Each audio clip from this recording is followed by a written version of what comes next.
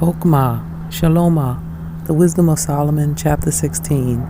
Therefore, by the like were they punished worthily, and by the multitude of beasts tormented. Instead of which punishment, dealing graciously with your own people, you prepared for them meat of a strange taste, even quails to stir up their appetite, to the end that they, desiring food, might for the ugly sight of the beasts sent among them loathe even that which they must needs desire. But these, suffering penury for a short space, might be made partakers of a strange taste. For it was requite that upon them exercising tyranny should come penury, which they could not avoid. But to these it should only be shown how their enemies were tormented. For when the horrible fierceness of beasts came upon these, and they perished with the strings of crooked serpents, your wrath endured not forever. But they were troubled for a small season, that they might be admonished, having a sign of Yeshua, to put them in remembrance of the commandments of your Torah. For he that turned himself toward it was not saved by the thing that he saw, but by you that are the Savior of all. And in this you made your enemies confess that it is you who deliver from all evil. For them the biting of grasshoppers and flies killed, neither was there found any remedy for their life, for they were worthy to be punished by such. But your sons not the very teeth of venomous dragons overcame, for your mercy was ever by them and healed them. For they were pricked, that they should remember your words, and were quickly saved, that not falling into deep forgetfulness, they might be continually mindful of your goodness. For it was neither herb nor mollifying plaster that restored them to health, but your word, O Yahuwah, which heals all things. For you have power of life and death. You lead to the gates of Sheol, and brings up again.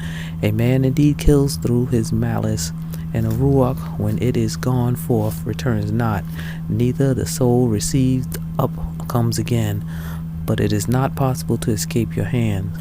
For the wicked that denied knowing you were scorned by the strength of your arm. With strange rains, hails, and showers were they persecuted, that they could not avoid, and through the fire they were consumed. For, which is most to be wondered at, the fire had more force in the water that quenches all things. For the world fights for the righteous. For some time the flame was migrated, that it might not burn up the beasts that were sent against the wicked, but themselves might see and perceive that they were persecuted with the judgment of Elohim. And at another time it burns even in the midst of water, above the power of fire, that it might destroy the fruits of an unjust land, instead whereof you fed your own people with angels' food, and did send them from heaven bread prepared without their labor, able to content every man's delight, and agreeing to every taste. For your sustenance declared your sweetness unto your children, and serving to the appetite of the eater, tempered itself to every man's liking. But snow and ice endured the fire, and melted not, that they might know that fire burning in the hail, and sparkling in the rain, did destroy the fruits of the enemies. But this again did even forget his own strength, that the righteous might be nourished.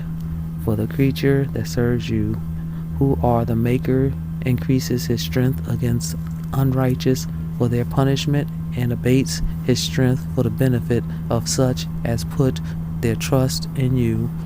Therefore, even then was it altered into all fashions, and was obedient to your grace that nourishes all things, according to the desire of them that had need, that your children, O Yahuwah, whom you love, might know that it is not the growing of fruits that nourishes man, but that it is your word that which preserves them that put their trust in you.